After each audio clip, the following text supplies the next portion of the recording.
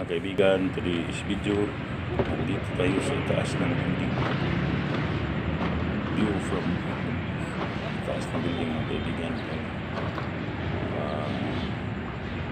Malusog na mga kahoy. Wala kasing building dyan.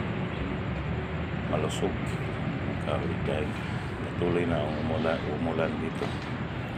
Dito naman sa kabila, puno ng kahoy, talisay. Yan ang puno ng talisay. Kasi nandito ako sa taas ng building, top ng building. Kasi i-repair yung pinalitan lahat ng scene dito. Mga bago na yan, bago na yung scene. Bago na siyang ibigan. Ito ng punong lumboy. Ganda. Kasi magandaan na dito ng ibigan kasi doon ako sa baba. Sa mabigat na yung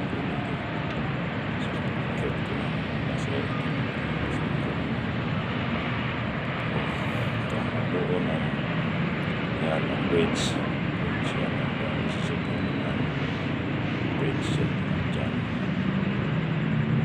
doon naman ang stoplight kabilang kasada yan kita talaga kasi nandito ko sa baba sa taas yan ang taas na ito bakante yan mga kaibigan kasi walang. At dito naman banda mga kaibigan, tingnan nyo, natanda na yung 63 years old na yan ang panday dito. Nagdala pa siyang bigit, gulong, malong, napakalakas pa yan ng matanda yan. Napakalakas pa yan.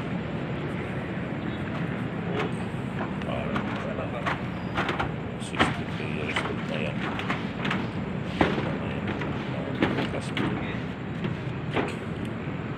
Lagyan na ng gulong kasi hindi pa yung nilagyan na ng pako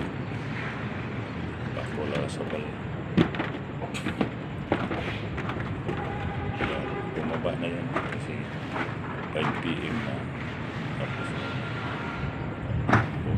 duty na yan bababa na siya mga kaibigan. Tapos niyang bababa ako naman bumaba. So iwan ko dito ko natatapusin itong video na to kasi hindi hirap na kaya na hagda na yan masira.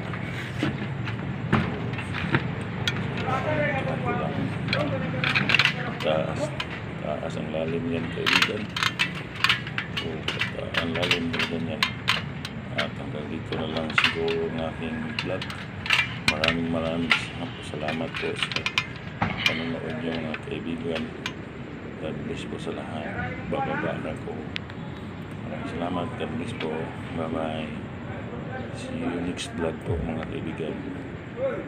Bye bye po. Salamat. Bye bye.